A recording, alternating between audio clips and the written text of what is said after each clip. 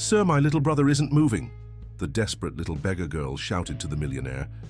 The autumn rain poured mercilessly over Manhattan's steel and glass towers as Alexander Sterling, CEO of Sterling Real Estate Development, hurried through the crowded streets.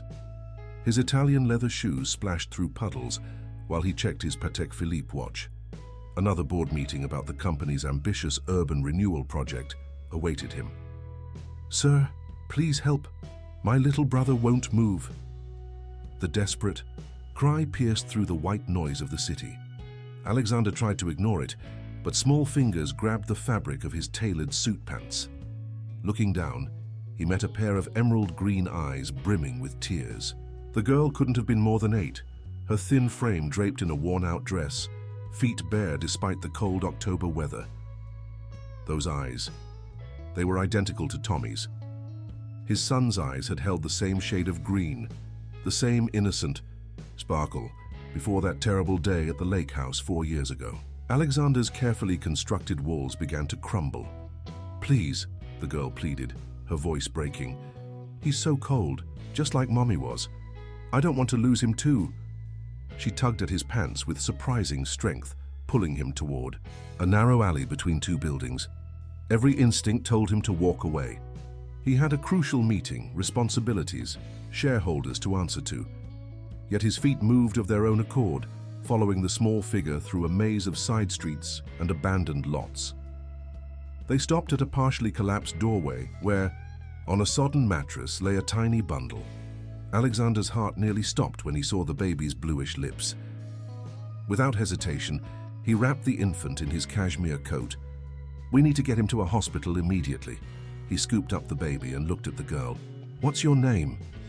"Sophie," she whispered, her eyes never leaving her brother. "His name is Michael. He's only 10 months old." Alexander's driver appeared within minutes of his call. During the ride to New York Presbyterian, Sophie refused to let go of her brother's hand, her knuckles white with tension. The similarity to how Tommy had always protected his younger sister Emma during her cancer treatments was uncanny. Alexander pushed the memory away, focusing on the present crisis. Dr. Sarah Chen, the pediatrician on call, quickly assessed Michael's condition. "Severe pneumonia and dehydration," she announced after the initial examination. "You found them. Just in time, Mr. Sterling. A few more days in those conditions." She left the sentence unfinished, but her meaning was clear. Sophie stood vigilant by her brother's hospital bed, refusing food or rest until Alexander gently insisted. "You need strength to take care of him," he reasoned, and only then did she accept the sandwich a nurse brought. While Michael received treatment, Alexander's private investigator uncovered a devastating truth. The children's mother, Maria Garcia, had been a cleaning worker at Sterling Tower. She had fallen ill and lost her home weeks ago due to one of his company's urban renewal projects. The building where they had lived was being demolished to make way for luxury condominiums. The revelation hit Alexander like a physical blow. He remembered the morning his assistant had mentioned a cleaning woman trying desperately to speak with him about the evictions. He had been too busy with merger negotiations to spare even 5 minutes. "We lived in the old building on Thompson Street," Sophie explained quietly while watching her brother sleep. "Mum kept trying to talk to the big boss, but the security guards wouldn't let her near the entrance. She got sick after we had to leave, but she said everything would be okay." Alexander's investigator discovered more. A fraudulent scheme by the contracted relocation company had left 12 families, including the Garcias, without the promised housing assistance. The system he had built, the empire he had inherited from his father and expanded tenfold, had directly caused this tragedy. That night, in his penthouse overlooking Central Park, Alexander found himself unable to sleep. The weight of responsibility pressed down on him like a physical presence. He had spent years building walls around his heart after losing Tommy, focusing solely on expanding his business empire. Now those walls were crumbling, brought down by 2 children who had suffered because of his own company's actions. In the hospital room the next morning, he watched Sophie singing softly to her brother, a Spanish lullaby their mother had taught them. Michael's condition was improving, his color returning to normal. But the bigger question remained. What would happen to these children once the baby recovered? The answer came to Alexander with surprising clarity. He had failed their mother, but he wouldn't fail them. It wouldn't bring back Tommy or undo the damage his company had caused, but perhaps it could be the beginning of something new, something that might help heal not just these children, but his own wounded soul as well. As the morning sun painted Manhattan's skyline in shades of gold, Alexander made a decision that would change not only his life, but the lives of countless others. The mighty CEO of Sterling Real Estate Development was about to embark on a journey that would challenge everything he thought he knew about success, family, and redemption. The news of Alexander Sterling's actions spread quickly through New York's corporate circles. The powerful CEO had missed a crucial board meeting to rescue 2 homeless children. His father, William Sterling, chairman of the board, demanded an immediate explanation. "Have you lost your mind, Alexander?" William's voice boomed across his oak-paneled office. "The Thompson Street project is worth $500 million. We can't afford any negative publicity right now." Alexander stood his ground. "Those children were victims of fraud perpetrated by our contractor. We're legally and morally responsible." "We're responsible for our shareholders," William countered, but something flickered in his eyes. The old man had never fully recovered from losing his grandson, Tommy. The tragedy had driven a wedge between him and Alexander, their relationship becoming purely business-focused. A knock interrupted their argument. Catherine Sterling, Alexander's ex-wife, stood in the doorway. As head of the Sterling Foundation's educational initiatives, she had been notified about the situation with the Garcia children. "I heard what happened," she said softly. Her presence still affected Alexander, even after 4 years apart. Their marriage hadn't survived Tommy's loss. While Catherine had sought healing through helping others, Alexander had buried himself in work. "The girl Sophie needs proper schooling," Catherine continued. "I can arrange for her enrollment at Greenwich Academy. They owe the foundation a few favors." William scoffed. "You're both being ridiculous. These children have social workers for this sort of thing." "Like the social workers from the relocation company that stole their assistance money?" Alexander's voice was sharp. "I'm not abandoning them." Catherine touched his arm gently. "I'd like to meet them." At the hospital, they found Sophie teaching herself to read from a tattered picture book.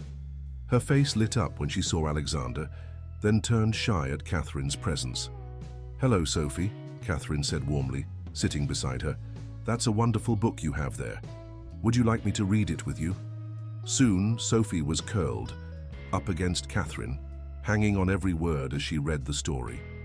Alexander watched them, remembering similar scenes with Tommy and Emma. The familiar ache in his chest was still there, but somehow different now. Michael's recovery progressed rapidly.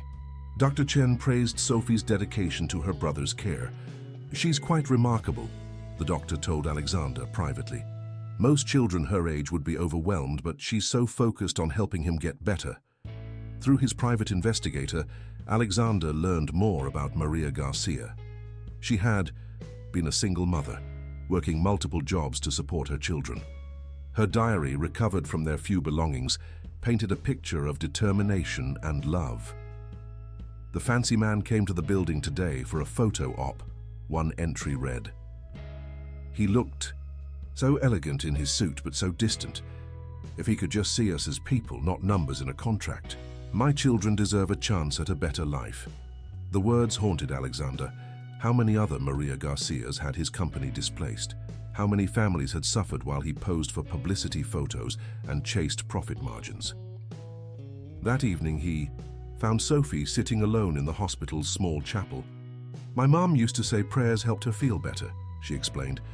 "Do you think she can see us from heaven?" Alexander sat beside her.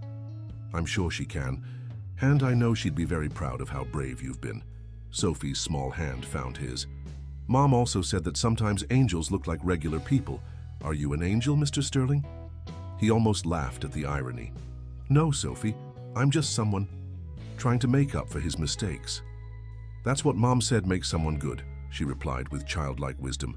"Not never making mistakes, but trying to fix them." Catherine visited daily, bringing books and spending hours with Sophie. The girl blossomed under her attention, revealing a quick mind and eager curiosity. Even William, stopping by reluctantly one afternoon, was caught off guard by Sophie's natural charm. "She reminds me of Emma at that age," the old man admitted, gruffly, watching his granddaughter, who now spent most afternoons with Catherine and Sophie. Alexander's lawyers worked to unravel the relocation company's fraud, while he personally ensured the other affected families received proper assistance. The media caught wind of the story, but not in the way William had feared. The image of a powerful CEO taking personal responsibility for corporate mistakes resonated with the public. As Michael's discharge date approached, Alexander faced a decision.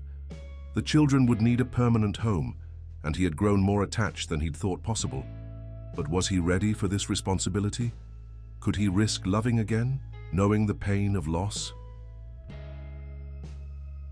Late one night, as he watched Sophie sleeping, in a chair beside Michael's crib, her hand still clasping her brother's, Alexander realized some risks were worth taking. These children had already changed him in ways he couldn't have imagined that rainy afternoon, when a desperate little girl grabbed his pants leg. The journey ahead would be challenging, but for the first time in 4 years, Alexander Sterling felt truly alive. In trying to save 2 homeless children, he was discovering that perhaps they were saving him as well. The Sterling penthouse, once a showcase of modern minimalism, began its transformation the day Michael was discharged from the hospital. Alexander had an entire wing renovated to accommodate the children, with Sophie's room painted in the soft yellow she had shyly requested, and a state-of-the-art nursery for Michael. Catherine proved invaluable during the transition, helping Sophie adjust to her new surroundings while teaching Alexander the basics of caring for a baby. Their collaborative effort in caring for the children brought them into close proximity, stirring memories of happier times. "You've changed," Catherine observed one evening as they watched Sophie help feed Michael his bottle. "The Alexander I knew 4 years ago would never have missed a board meeting for anyone. The Alexander you knew was lost," he admitted quietly. "These children, they've awakened something I thought was gone forever." The following weeks brought both challenges and unexpected joys. Sophie experienced nightmares, often waking up crying for her mother. During one particularly difficult night, Alexander found her curled up in a corner of her room, trembling. "I had a bad dream about Mommy," she whispered when he sat beside her. "Sometimes I forget what her voice sounded like. Is that bad?" Alexander's heart ached. "No, sweetheart. Our memories change, but the love stays the same." He hesitated before adding, "I have something that might help." From his office safe, he retrieved Maria's diary. "Your mother wrote this. When you're older, you can read all of it, but for now, would you like me to read you some parts?" Sophie nodded eagerly, and together they read Maria's words describing her children's first steps, favorite songs, and dreams for their future. The diary became a nightly ritual, helping Sophie maintain a connection to her mother while strengthening her bond with Alexander. Emma, Alexander's teenage daughter, initially struggled with the new family dynamic. "They're not replacing Tommy," Catherine assured her during a tense conversation. "They're helping your father heal, just like your work at the children's hospital helped you." Gradually, Emma warmed to her role as a big sister, particularly enjoying teaching Sophie to play the piano on the grand Steinway that had stood silent since Tommy's passing. The sound of music filling the penthouse again marked another step in the family's healing process. William Sterling's resistance to the situation began to crack when he witnessed Sophie's natural aptitude for learning. Her entrance exam scores for Greenwich Academy were exceptional, and she thrived in the challenging academic environment Catherine had arranged. "She has the Sterling intelligence," William commented grudgingly after Sophie proudly showed him her first report card. "And the boy, he has Tommy's smile." The mention of Tommy's name without the usual pain surprised both men. Something was shifting in their long-strained relationship, though neither was ready to acknowledge it fully. Alexander's decision to permanently foster the Garcia children sent ripples through New York's corporate world. Some board members questioned his judgment, suggesting the situation could destabilize the company. Others saw it as a masterful PR move. Though Alexander bristled at such cynical interpretations, the truth emerged during a heated board meeting when a senior member implied the children were a publicity stunt. Alexander's response silenced the room. For years, we've justified our actions with profit margins and market shares. We've forgotten that behind every number is a human story. These children opened my eyes to the real cost of our success, and I won't close them again. Catherine, attending as the Foundation's representative, felt pride surge through her. This was the man she had fallen in love with, the one who had been buried beneath years of grief and corporate ambition. Sophie's influence extended beyond the family. Her presence in the Sterling offices, where she sometimes came after school, humanized the corporate environment. Employees who had known Alexander only as a demanding CEO saw a different side of him when Sophie ran to his office for help with homework or to show him an art project. One afternoon, Sophie encountered Rachel Chen, Dr. Chen's teenage daughter, volunteering at the hospital while visiting Michael for a checkup. The girls formed an immediate connection, and soon Rachel was a regular visitor to the penthouse, helping Sophie with her studies and sharing stories about her Chinese-American heritage. The expanding circle of relationships highlighted how the Garcia children were weaving themselves into the fabric of the Sterling's world. Each new connection seemed to further heal old wounds and create unexpected bridges between people. Late one night, Alexander found Sophie in Tommy's old room, which had remained untouched for 4 years. She stood before a photograph of him sailing, her expression thoughtful. "He looks happy here," she said softly. "Mom always said that when people we love become stars in the sky, they can see us and help guide us home." Alexander sat on Tommy's bed, drawing Sophie into his lap. "So your mother was very wise. Do you think Tommy and my mom are friends up there? Maybe they planned for us to find each other." The question caught Alexander off guard, but before he could respond, Catherine appeared in the doorway. She had been dropping off some school documents and heard their conversation. "I think," she said, joining them on the bed, "that love has a way of bringing the right people together, even through the hardest times." As they sat together in Tommy's room, something profound and healing took place. The space that had been a shrine to grief began its transformation into a bridge between past and present, between loss and new beginnings. The autumn colors were fading into winter when William Sterling received news that would reshape the family's dynamics once again. During a routine medical checkup, his doctor discovered something concerning. Further tests confirmed the diagnosis: Stage 4 pancreatic cancer.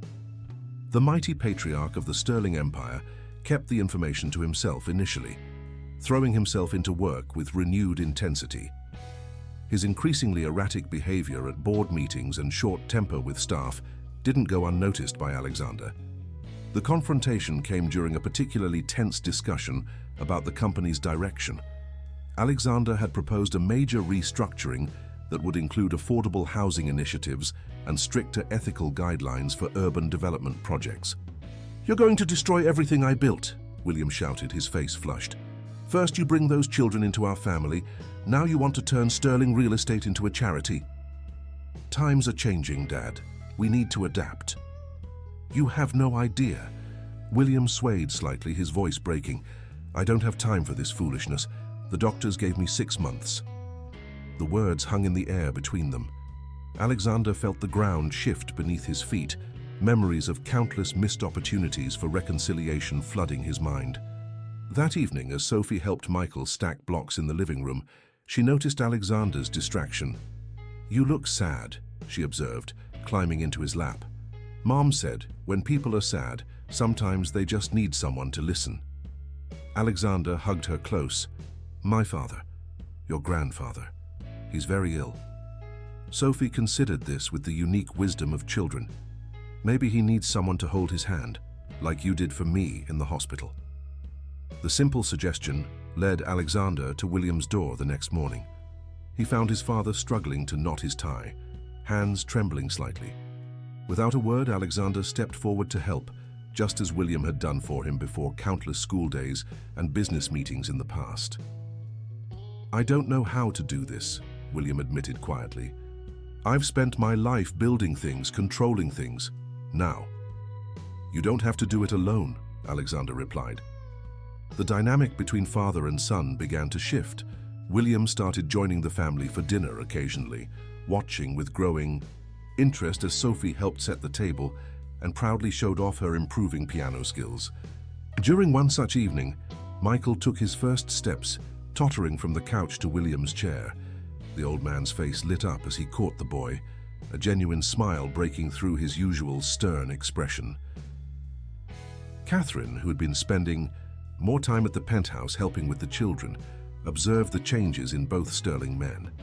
The walls they had built around their grief over Tommy were slowly coming down, brick by brick.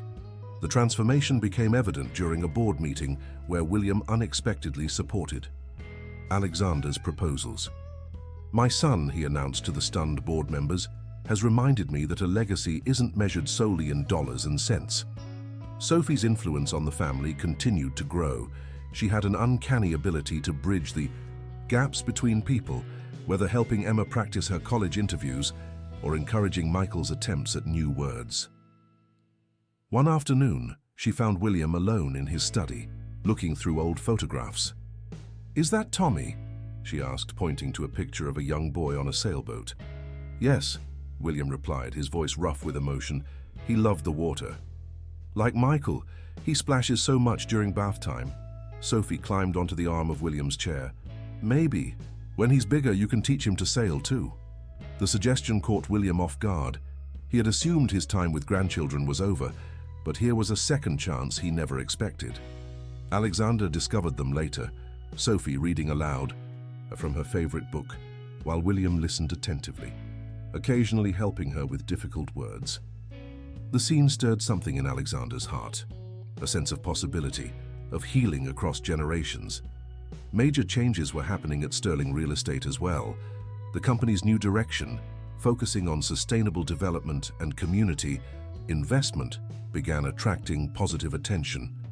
The Thompson Street project was redesigned to include both luxury and affordable housing units, with current residents given priority for the latter. William's illness progressed, but instead of retreating into himself, he began documenting his business knowledge and family history. "For the children," he explained to Alexander, "all of them.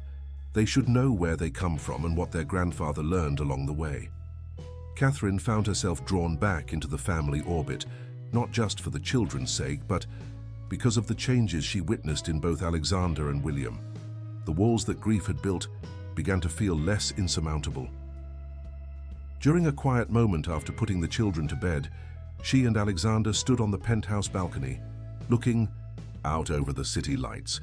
The space between them felt different, charged with unspoken possibilities. "Sophie asked me today if you and I would ever live in the same house again," Catherine said softly. "She has this idea that families should be together."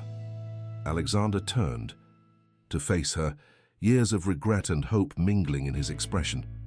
"What did you tell her?" "I told her that sometimes love takes unexpected paths, but that doesn't make it any less real." Below them, New York City sparkled like a sea of stars, each light representing a story, a life, a possibility. In the warm glow from the penthouse windows, two people who had lost their way began to find it again, guided by the wisdom of a child who believed in second chances. The Sterling Empire faced its greatest challenge when Marcus Reynolds, CEO of Reynolds Development Corporation, launched an aggressive takeover attempt. The timing couldn't have been worse. William's condition had deteriorated, requiring more frequent hospital visits, and Alexander was in the middle of implementing his revolutionary community development programs. "Your bleeding heart projects have made us vulnerable," warned James Davidson, a senior board member. "Reynolds smells blood in the water. Our stock has dropped 15% in 2 weeks." Alexander sat in his office late into the night, reviewing financial reports and strategy documents. The numbers were concerning, but he refused to abandon his vision of a more ethical company. Sophie found him there, having sneaked out of bed past her bedtime. "You missed story time," she said, climbing onto his lap. "Is it because of the mean man Mom used to talk about?" Alexander's interest peaked. "What mean man?" "The one who came. to our old building. He said he'd buy it for double if Mom convinced everyone to leave quickly. But she said some things are worth more than money. This revelation sparked something in Alexander's mind. During his investigation of the Thompson Street project, he discovered unusual patterns in property acquisitions throughout the city. Could Reynolds have been involved? The next morning, Alexander called an emergency meeting with his investigative team. I want everything you can find on Reynolds Development's property dealings over the past 5 years. Focus on cases where residents reported harassment or unusual pressure to sell. Catherine, who had been helping reorganize the Sterling Foundation's educational initiatives, offered her assistance. The foundation has records of every complaint filed by families displaced by development projects. I'll have my team cross-reference them with Reynolds acquisitions. As they worked together, Catherine and Alexander found themselves falling into an easy rhythm, reminiscent of their early days building the company. Emma noticed their renewed closeness and shared a knowing look with Sophie during dinner. Dad seems happier when your mom is around, Sophie whispered to Emma while they helped clear the table. She's not my mom anymore, Emma corrected gently, but her voice held more thoughtfulness than pain. Maybe she could be again, Sophie suggested with a child's simple optimism. My mom said love is like a circle. It doesn't have an end, just different places to rest. The investigation into Reynolds revealed a pattern of aggressive tactics and questionable dealings. Reynolds Development had been using shell companies to pressure property owners into selling, often through intimidation and deceptive practices. William, despite his weakening condition, proved invaluable in connecting the dots. Reynolds tried this same approach 20 years ago, he revealed during a strategy session in his home office. I stopped him then by... A coughing fit interrupted his words. Dad, you need to rest, Alexander insisted, but William waved him off. Listen to me, son. Reynolds doesn't want our properties. He wants our reputation. Sterling Real Estate stands for something. Your new direction, as much as I fought it, has only strengthened that.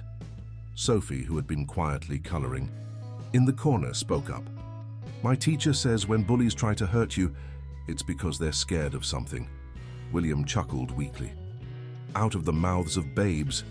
She's right, Alexander. Reynolds is scared. Scared of change. Scared of the future you're building.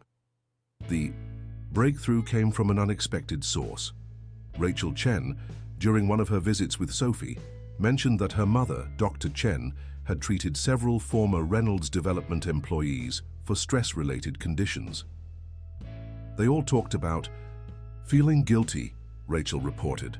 One man even said he couldn't sleep because of the things they made him do to scare people out of their homes. This information led Alexander's team to former Reynolds employees willing to testify about the company's illegal practices.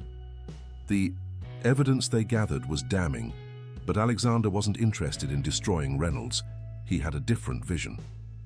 During a crucial board meeting, Alexander presented his plan. Instead of fighting Reynolds' takeover attempt, he proposed a merger with conditions. Reynolds Development would adopt Sterling's ethical guidelines and community-focused approach, and together they would create the largest sustainable urban development company in the country. You're suggesting we trust Reynolds? Davidson scoffed. No, Alexander replied calmly. I'm suggesting we give him a chance to be part of something bigger than profits. The same chance I was given when 2 children showed me there's more to life than balance sheets. The boardroom fell silent as Alexander shared his vision of a company that could balance profit with purpose. He spoke of creating communities, rather than just buildings, of leaving a legacy that would make their grandchildren proud. William, attending the meeting despite his doctor's protests, spoke up. I've watched my son transform our company into something I never imagined possible. More importantly, I've watched him transform into the man I always hoped he'd become. His voice grew stronger as he continued, I move that we accept Alexander's proposal. The vote was unanimous. That evening, as the family celebrated in the penthouse, Sophie noticed Alexander standing alone on the balcony. She joined him, slipping her small hand into his. Mum would be proud, she said softly. She always said the biggest wins are the ones where everybody gets to be better. Catherine appeared in the doorway, holding a sleeping Michael. The sight of his growing family against the backdrop of the city he was helping transform filled Alexander with a profound sense of purpose. "Your mother was right," he told Sophie, drawing her close. "And sometimes the biggest wins come from the most unexpected places." The success of the Reynolds merger brought unexpected challenges and opportunities. As Alexander worked to integrate the two companies, ensuring that Sterling's ethical standards weren't compromised, he found himself increasingly relying on Catherine's expertise in community relations. Their professional collaboration slowly began to blur the lines of their personal relationship. They found themselves lingering over coffee after meetings, sharing quiet moments, discussing not just business, but their hopes for the future. Emma noticed the change in her parents' dynamic during a family dinner. "You're looking at each other the way you used to," she observed later, helping her father with the dishes, "before everything got complicated." Alexander paused, water dripping from his hands. "Things between your mother and me, they're different. Now we're different. Because of Sophie and Michael?" Emma asked, but her tone suggested she already knew the answer. "Partly," Alexander admitted. "They helped me remember who I used to be, who we used to be." The conversation was interrupted by Sophie's excited voice from the living room. She was showing Catherine her science project, a detailed model of the solar system that had won first prize at Greenwich Academy Science Fair. "Look, I put extra stars around Jupiter because that's where Mum is watching from," Sophie explained. "And I added one by Saturn for Tommy, so he won't be lonely." Catherine's eyes met Alexander's across the room, both remembering countless nights spent helping Tommy with his own science projects. The pain was still there, but it had transformed into something different, a bittersweet reminder of love's endurance. William's condition stabilized temporarily, giving him precious time with his expanding family. He began teaching Sophie chess, delighting in her quick grasp of strategy. During one of their matches, she asked him about the old photographs in his study. "That's the first building I ever developed," he explained, pointing to a faded image. "It wasn't much, but it was the beginning of everything." Sophie studied the picture thoughtfully. "Did you build it to help people have homes?" The question gave William pause. "Initially, I built it to make money," he admitted, "but your father has taught me that buildings can be both profitable and helpful." The lesson wasn't lost on Sophie, who began incorporating social responsibility into her school presentations. Her third-grade class project on my family's business earned not just top marks, but also attention from the school board for its mature understanding of corporate ethics. Rachel Chen continued to be a regular presence in their lives, her friendship with Sophie deepening. The girls started a club at school focused on community service, inspired by the changes at Sterling Real Estate. "We're going to help other kids like Michael and me," Sophie announced proudly during family dinner. "Rachel says if big companies can change, so can everyone else." The growing sense of purpose extended beyond the family. Sterling Reynolds' new approach to urban development began attracting positive attention from industry leaders and social activists alike. Alexander found himself being invited to speak at conferences about ethical business practices and community-focused development. During one such conference, Catherine watched from the audience as Alexander shared their story. He spoke about the transformation triggered by two children in need, about learning that true success couldn't be measured solely in financial terms. "Sometimes life gives us second chances," he said, his eyes finding Catherine's in the crowd. "The trick is recognizing them when they appear." That evening, as they walked through Central Park, Catherine and Alexander found themselves discussing possibilities they hadn't dared consider in years.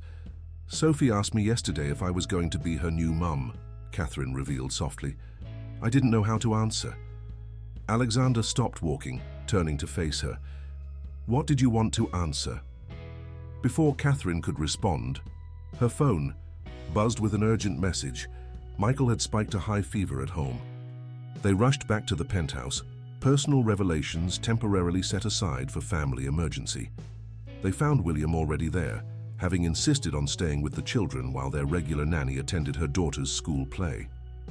He was holding Michael, singing an old lullaby that he used to sing to Alexander as a child. "He's burning up," Catherine said, touching Michael's forehead. "We should get him to the hospital." "I'll call Dr. Chen," Alexander said, already dialing. As they waited for the doctor, Sophie crept into the room, her face worried. "Is Michael going to be okay?" "Of course he is, sweetheart," Catherine assured her, pulling her close. "We're all here to take care of him." William watched the scene unfold. His son and former daughter-in-law working in seamless coordination, little Sophie offering comfort to her brother, the family coming together in crisis. Despite his own health struggles, he felt a profound sense of peace. "You know," he said quietly to Alexander as Dr. Chen examined Michael, "I spent my life building an empire of steel and glass, but you've built something far more valuable, a family that extends beyond blood, beyond business, beyond all the artificial boundaries we create." Alexander looked at the people gathered in the room. Catherine gently soothing Michael, Emma and Sophie huddled together, sharing whispered secrets, Dr. Chen's gentle competence, his father's newfound wisdom. Each person represented a thread in the tapestry of healing and hope that had begun with a desperate cry for help on a rainy Manhattan street. Spring arrived in New York City, bringing with it new beginnings and unexpected challenges. The merger between Sterling and Reynolds was proceeding smoothly, but William's health had taken a turn for the worse. Despite his declining condition, he insisted on attending every important family event, determined to make the most of his remaining time. Sophie's spring concert at Greenwich Academy became a pivotal moment for the family. She had been selected for a solo performance, her clear voice carrying the hope and resilience that had become the hallmark of their journey together. "I have to be there," William insisted from his wheelchair when Alexander suggested he might not be strong enough. "I won't miss my granddaughter's first solo." The word granddaughter hung in the air, its significance not lost on anyone. It was the first time William had referred to Sophie without any qualifiers or hesitation. The concert hall was packed with parents and family members, but Sophie's eyes searched only for her loved ones in the front row. Alexander, Catherine, Emma, Michael in his tiny suit, and William in his wheelchair, looking frail but proud. As Sophie's voice soared through the melody of Amazing Grace, William reached for Alexander's hand. "You did good, son," he whispered, his voice thick with emotion. "You did something truly good." The standing ovation that followed Sophie's performance brought tears to Catherine's eyes. She remembered countless school performances with Tommy and Emma, but this felt different, a celebration of not just talent, but of healing and hope. Later that evening, as the family celebrated at the penthouse, Sophie sat next to William's wheelchair, showing him the sheet music from her performance.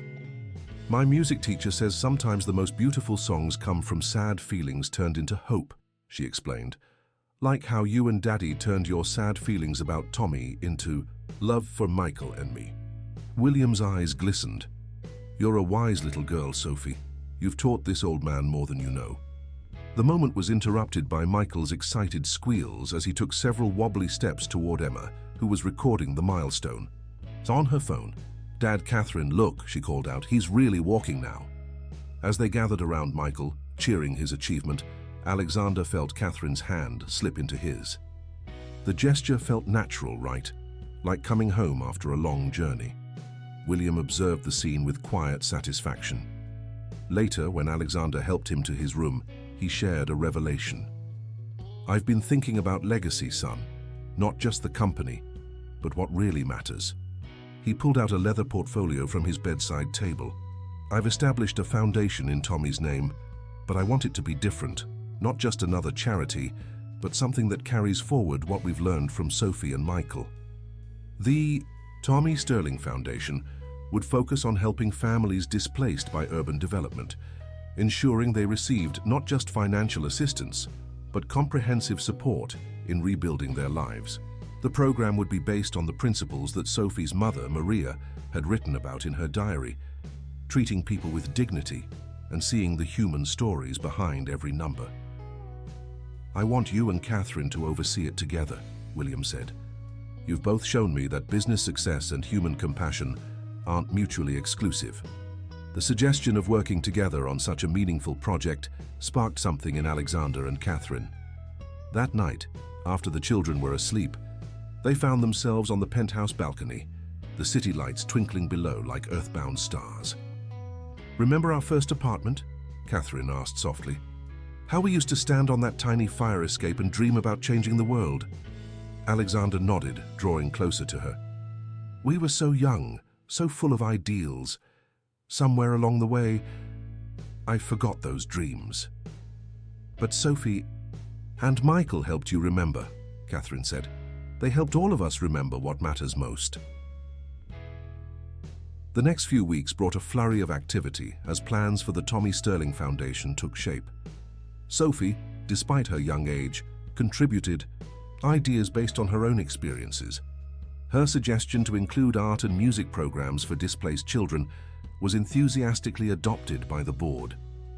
Emma, inspired by the foundation's mission, announced her decision to defer her acceptance to law school for a year to help establish the foundation's youth programs. Tommy would have loved this, she told her father. He always wanted to help people. The foundation's first project would be the renovation of the Thompson Street building where Sophie and Michael had lived with their mother. Instead of luxury condominiums, it would become a mixed-income community with dedicated spaces for arts education and family support services. During the groundbreaking ceremony, Sophie placed a small time capsule in the foundation. Inside were copies of her mother's diary, Tommy's favorite toy, sailboat, and a letter she had written about her journey from that rainy street corner to becoming part of the Sterling family. William, watching from his wheelchair, noticed how Alexander and Catherine stood together, their shoulders touching, as Sophie performed this symbolic act. Their body language spoke of reconnection, of walls slowly but surely coming down. That evening, as the family gathered for dinner, Sophie made an announcement. "I've been practicing something special," she said, leading them to the piano. Her small fingers began playing a melody that made both Alexander and Catherine catch their breath. It was their wedding song. "Emma helped me learn it," Sophie explained. "She said it was your happy song, and I thought maybe we all need more happy songs now." The music filled the penthouse, weaving together past and present, loss and love, endings and new beginnings.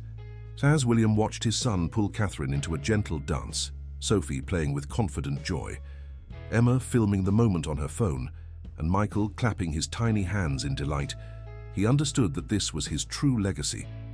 Not the buildings, that bore his name, but the family that had learned to love again. The summer brought unexpected opportunities and challenges for the expanding Sterling family.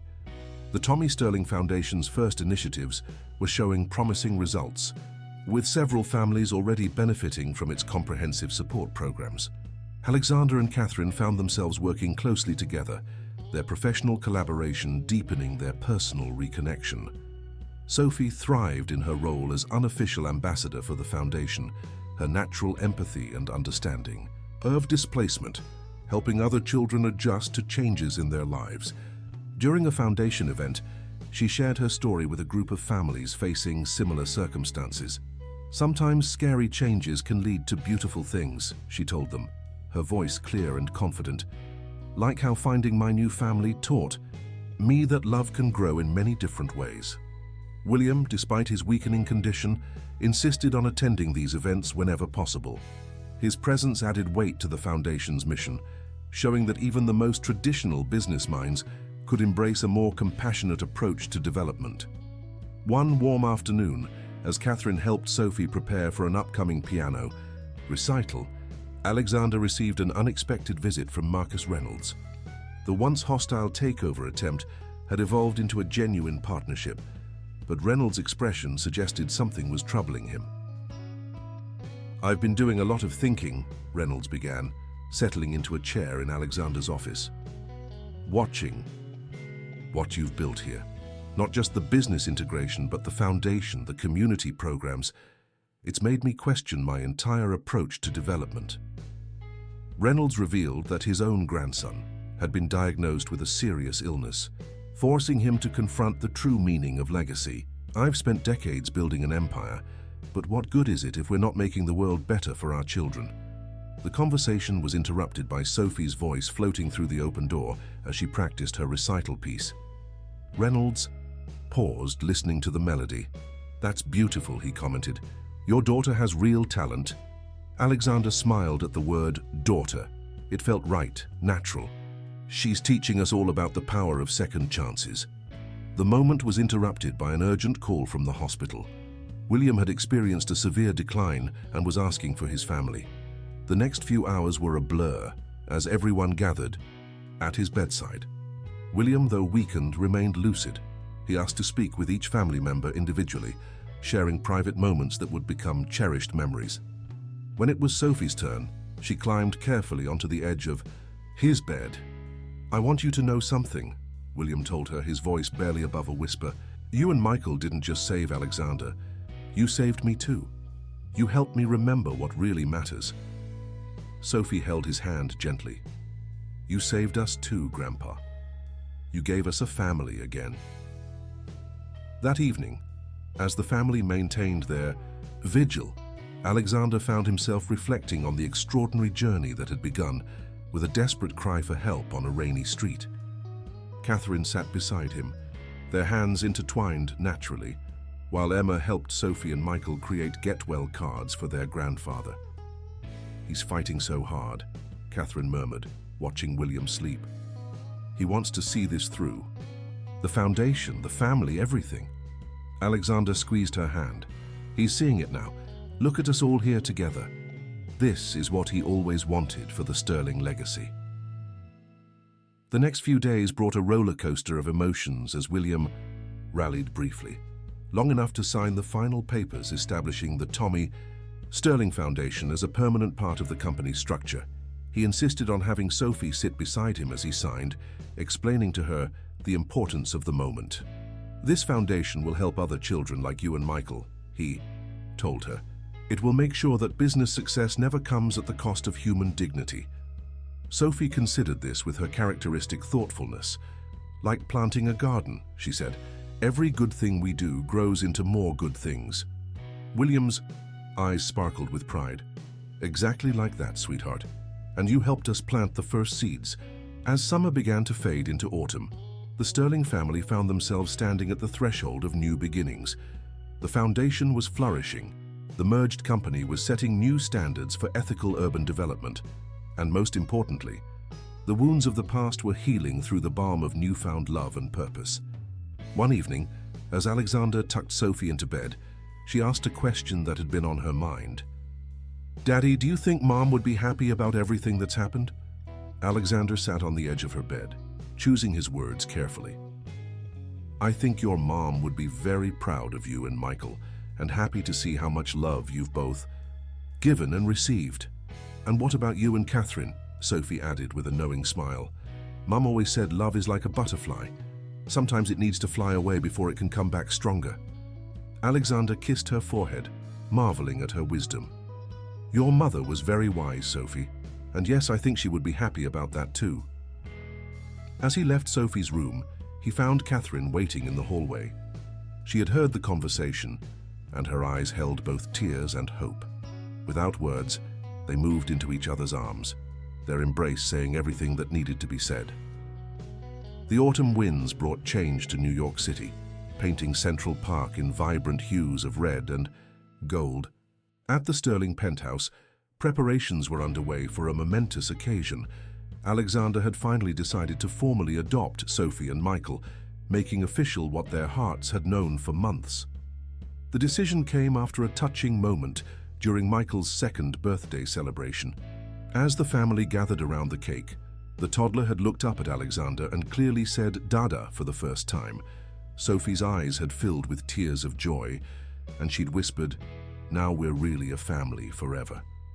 Catherine had been instrumental in helping with the adoption process, her experience with the Sterling Foundation's family services proving invaluable. The growing closeness between her and Alexander hadn't gone unnoticed by their friends and colleagues, but they took things slowly, mindful of the children's feelings.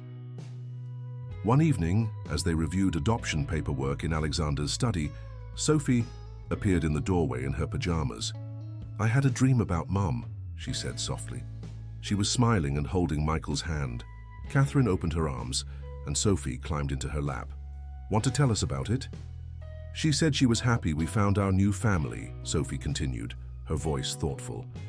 "And she said sometimes love is big enough to have two moms and lots of people who care about you." Alexander and Catherine exchanged glances over Sophie's head, both moved by her innocent wisdom. The moment was interrupted by Emma, who'd been helping Michael get ready for bed. "Someone's refusing to sleep until he gets a goodnight kiss from everyone," Emma announced, carrying a squirming Michael into the study. The toddler's face lit up at the sight of his family, arms reaching out for them all. The adoption hearing was scheduled for the week before Thanksgiving. William, though increasingly frail, insisted on being present. "I want to officially welcome my grandchildren into the Sterling family," he declared, his voice weak but determined. The morning of the hearing, Sophie wore a new dress that Catherine had helped her choose, while Michael looked adorable in a tiny suit that matched Alexander's. The family gathered in the courthouse, joined by Emma, Rachel Chen and her mother, and several board members who had become part of their extended family. Judge Martinez, known for her work with family court cases, reviewed the adoption papers with a warm smile. "I see a lot of love in this room," she observed, "and a lot of healing." When it came time for Sophie to speak, she stood tall beside Alexander's chair. "I used to think families were only the people you were born with," she said clearly. "But now I know they're the people who choose to love you, even when it's hard. And we all chose each other." There wasn't a dry eye in the courtroom as Judge Martinez made the adoption official. William, watching from his wheelchair, reached for Alexander's hand. "This is the greatest legacy we could have built," he whispered. The celebration afterward at the penthouse was intimate but joyful. Rachel had helped Sophie prepare a special surprise, a video montage of photographs showing their journey as a family, set to the music of Sophie's piano playing. The images told their story. Sophie and Michael's first days at the penthouse, holiday celebrations, quiet moments of reading together, Michael's first steps, Sophie's school performances, William teaching chess, Emma helping with homework, Catherine and Alexander rebuilding their connection, all woven together into a tapestry of love and healing. During the party, Alexander found Sophie sitting alone on the balcony, looking at the city lights. "What are you thinking about, sweetheart?" "About how one rainy day changed everything," she replied. "Mom always said angels come in different ways. I think maybe she sent us to find you." Alexander pulled her close. "I think maybe we found each other." The moment was interrupted by Catherine carrying a sleepy Michael. "Someone's ready for bed, but he wants his big sister to sing their special song." As Sophie led the bedtime ritual she'd created for her brother, singing the lullaby their mother had taught her, Alexander and Catherine stood in the doorway, their hands naturally finding each other. "We're really doing this," Catherine whispered. "All of it, the family, the foundation, us." Alexander squeezed her hand. "We're doing it together, that's what makes it right." Later that evening, after the guests had gone and the children were asleep, the adults gathered in the living room. Emma curled up next to her father on the sofa, while Catherine sat close by, William in his wheelchair completing their circle. "I have something to say," Emma announced. "I've decided to change my focus in law school. I want to specialize in family law and work with the foundation, helping other families like ours come together." William nodded approvingly. Tommy would have loved that. He always wanted to help people. "We all lost so much," Emma continued, her voice soft. "But look at what we found. Sophie and Michael didn't just fill the empty spaces, they helped us create something new, something even better." Alexander looked around at his family, the daughter who had grown so wise, the father who had learned to open his heart, the woman he was learning to love again, and the two children sleeping peacefully down the hall who had started it all. The next morning, during breakfast, Sophie made an announcement of her own. "I want to play a special song at the Foundation's opening ceremony," she declared. "I've been practicing it with my music teacher." "What song is it?" Catherine asked, helping Michael with his cereal. It's called Family Portrait, Sophie explained. Because that's what we are now, a portrait of love that keeps growing bigger. As if to emphasize her point, Michael reached across the table and grabbed Sophie's hand, his face bright with unconditional love. The simple gesture captured everything their journey had been about: the healing power of children's hearts, the strength of chosen family, and the endless capacity of love to transform lives. The holiday season descended upon New York City, bringing with it a magical transformation. The sterling penthouse, once a showcase of modern minimalism, now sparkled with decorations that reflected their journey as a family. Sophie and Michael's handmade ornaments hung alongside sterling silver heirlooms, creating a perfect blend of past and present. The Tommy Sterling Foundation's opening ceremony was scheduled for Christmas Eve, a date chosen to honor both Tommy's love of the holiday season and the transformative night when Alexander had first brought Sophie and Michael home. The Thompson Street building had been completely renovated, its transformation as remarkable as the family who had sparked the change. William's health had stabilized enough for him to participate in the preparations, his wheelchair becoming a command center from which he directed decorations and reviewed final details. His relationship with Sophie had grown particularly special. She would often sit beside him, sharing stories and secrets as they planned surprises for the rest of the family. "I have something important to ask you," Sophie told him one afternoon, her expression serious. "But you have to promise not to tell anyone else yet." William's eyes twinkled with interest. "You can trust me with anything, my dear." Sophie pulled out a carefully folded piece of paper from her pocket. "I wrote a song for the opening ceremony. It's about our family, all of us. Would you listen to it first and tell me if it's good enough?" As Sophie played and sang her composition on the piano, William found himself overwhelmed with emotion. The melody wove together themes of loss and hope, ending with a triumphant celebration of love's ability to heal and grow. "It's more than good enough," he assured her, wiping his eyes. "It's perfect." The day before the ceremony, Alexander and Catherine took a walk through Central Park, their breath visible in the cold December air. They stopped at the same bench where they had sat as college students, dreaming about their future. You remember what you told me here?" Catherine asked, brushing snow from the wooden slats. "You said you wanted to build things that would last forever." Alexander smiled, taking her hand. "I had no idea then what forever really meant. I thought it was about buildings and business empires. And now I know it's about moments like this, about family, about love that grows stronger even when everything else changes." Their conversation was interrupted by a text from Emma. Sophie was asking for them both to help with her final rehearsal for tomorrow's performance. They hurried back to find their family gathered in the living room, William in his place of honor near the piano. Sophie's performance left them all speechless. Her song told their story, the pain of loss, the unexpected joy of new connections, the courage to love again. When she finished, there wasn't a dry eye in the room. "That was beautiful, sweetheart," Catherine said, pulling Sophie into a hug. "Your mom would be so proud of you." "I know," Sophie replied with quiet confidence. "She's still helping us, just in a different way now."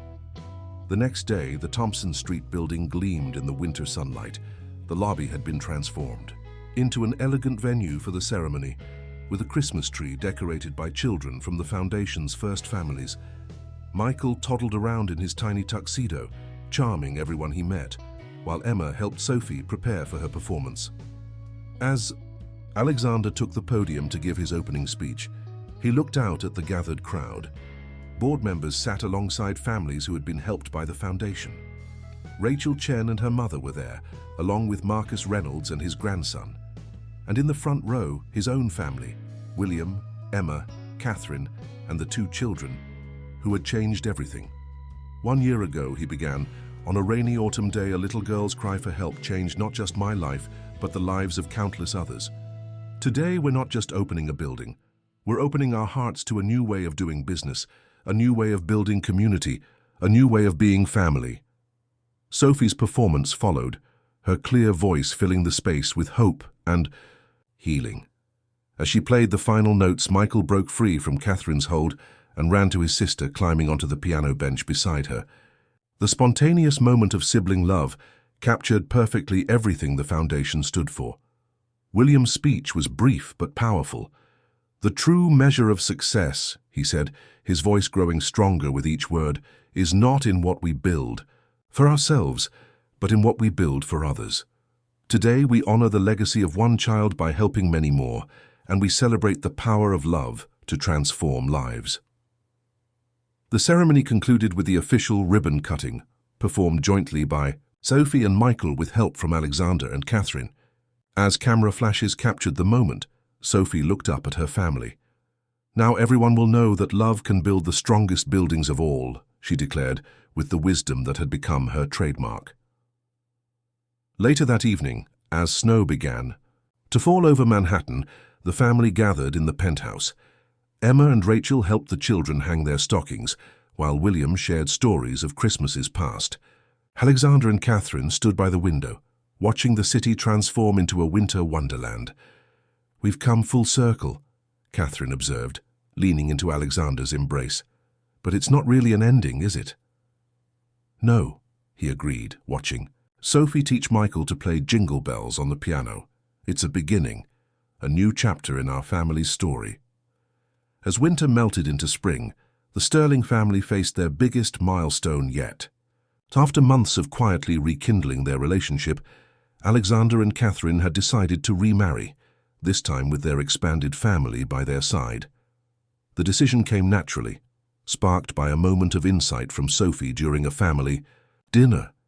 "You know," she had said, watching Alexander and Catherine work together in the kitchen, "when puzzle pieces find their way back together, they fit even better, because they know exactly where they belong."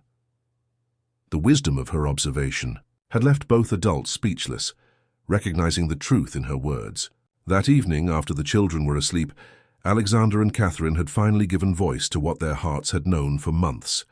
The wedding plans reflected their journey, intimate, meaningful, and centered around family. Sophie would be the flower girl, while Michael, now steady on his feet, would carry the rings. Emma had thrown herself into the preparations, working with Rachel to create a celebration that would honor both past and present. William's health had improved enough for him to take an active role in the planning, though he still required his wheelchair. His greatest contribution was suggesting they hold the ceremony in the rooftop garden of the Thompson Street building, now a thriving community center that symbolized their family's transformation. "It's perfect," Sophie declared when they visited the space. "We can see the whole city from here, like all the stories of all the families we're helping." The garden had been Sophie's idea during the building's renovation, a green space where residents could grow flowers and vegetables together. Now it bloomed with early spring flowers, including a special section of lighting-shaped snapdragons that Sophie and Michael had planted in memory of their mother. As the wedding day approached, the family's excitement was tinged with reflective moments.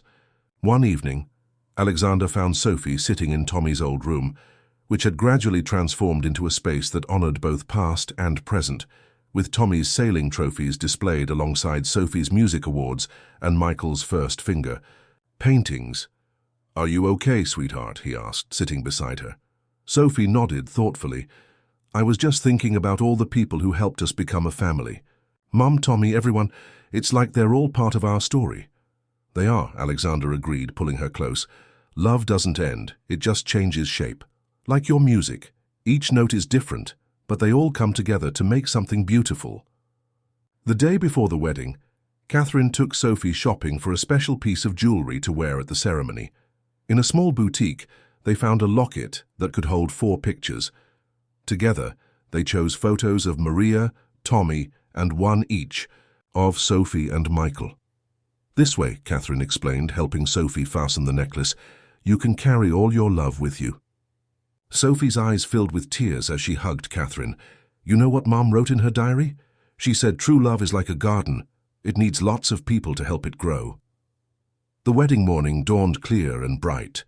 The rooftop garden had been transformed with white flowers and twinkling lights, while the city skyline provided a majestic backdrop. Families from the foundation joined corporate executives and old friends, creating a gathering that reflected the bridges their family had built.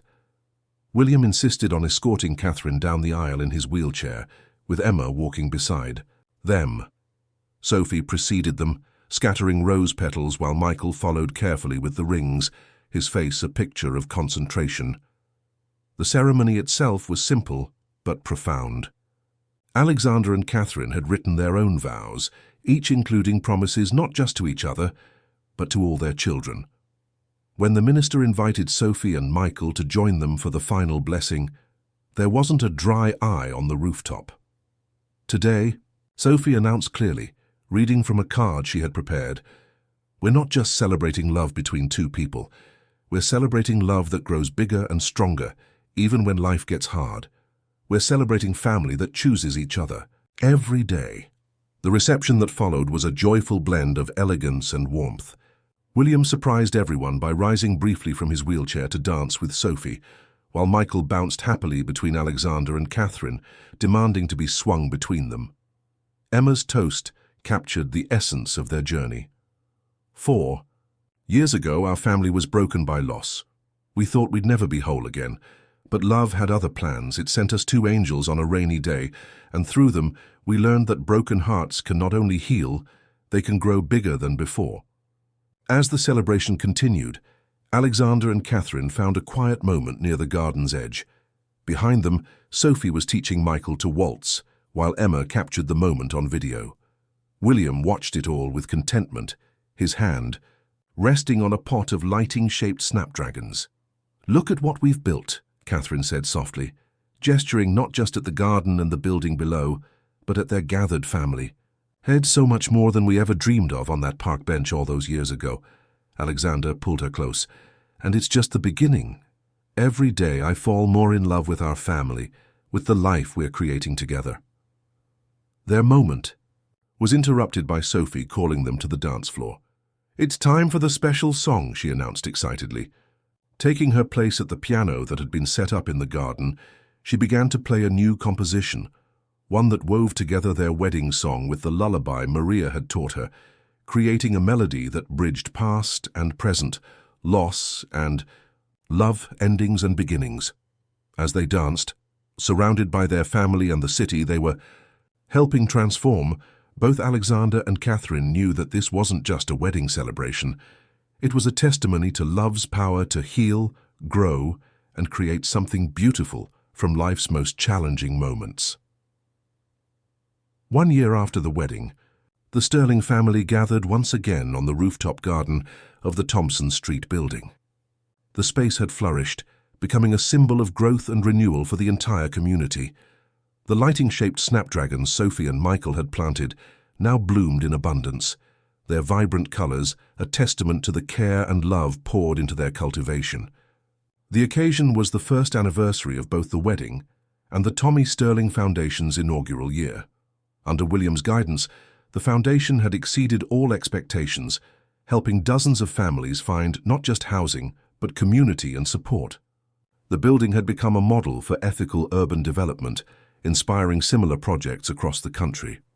Sophie, now 10, had grown into her role as the foundation's youngest board member, offering insight and suggestions that often left the adult members amazed. Her music program for displaced children had become one of the foundation's most successful initiatives, with several students already performing in prestigious youth orchestras. "Music helps people feel less alone," she explained to a reporter during the anniversary celebration. "When we play together, we become a family of sound." Michael, at 3, was a bundle of energy and joy, running through the garden paths and charming everyone he met. His natural ability to connect with other children had inspired the foundation to create a special playgroup program for toddlers adjusting to new homes. The evening's celebration began with a special performance. Sophie and her music students playing the composition she had written for the wedding, now arranged for a full ensemble. The melody soared over the city as the sun set, painting the sky in shades of gold and pink. William, whose health had stabilized with the help of new treatments, watched with pride as his grandchildren took center stage. Though still in his wheelchair, his spirit was stronger than ever, reinvigorated by his role in nurturing the next generation of Sterling leadership. "I never imagined this," he confided to Alexander during a quiet moment. "When I was building this company, I thought success meant bigger buildings, higher profits. Now I understand it's about the lives we touch, the communities we help build." Emma, who had completed her first year of law school specializing in family advocacy, shared news of her own. She had been offered a position to establish a legal aid program within the foundation, focusing on helping families navigate the complexities of housing and adoption law. "Tommy would be so proud of what we've created," she said, watching Sophie help Michael arrange flowers in a vase. "We've turned our loss into something beautiful, something that helps others find their way home." Catherine and Alexander had settled into a rhythm that balanced their professional partnership with their personal relationship. Their work with the foundation had inspired other corporations to reconsider their approach to urban development, creating a movement toward more ethical and community-focused business practices. As the family gathered for a group photo, Sophie made sure everyone was in just the right place. "We need to show all the kinds of love," she insisted, arranging Michael on William's lap while Emma stood between Catherine and Alexander. The moment was captured just as Michael reached up to touch Sophie's hand, their matching smiles reflecting the pure joy of siblings who had found their way through darkness to light. The city skyline behind them glowed with promise, while the garden bloomed with the colors of hope and renewal. Later that evening, as the celebration wound down, Sophie led her family to a special corner of the garden. There, she had worked with other foundation children to create a memory wall, a mosaic of photographs, artwork, and stories celebrating all the families who had found new beginnings through the foundation. "Look," she said, pointing to the center of the mosaic. "This is where our story started." The photograph showed the original Thompson Street building, alongside a recent image of its transformation. Between the pictures, in Sophie's careful handwriting, were the words, "Love builds the strongest homes." Alexander felt Catherine's hand slip into his as they stood before the wall. Emma wrapped an arm around William's shoulders, while Michael clung to Sophie's hand, his eyes wide with wonder at the twinkling lights strung above the mosaic. "You know what I've learned?" Sophie said, looking up at her family. "Happy endings aren't really endings at all. They're just the beginning of even better stories." As if to emphasize her point, a shooting star streaked across the darkening sky. Michael pointed excitedly, while William chuckled at his grandson's enthusiasm.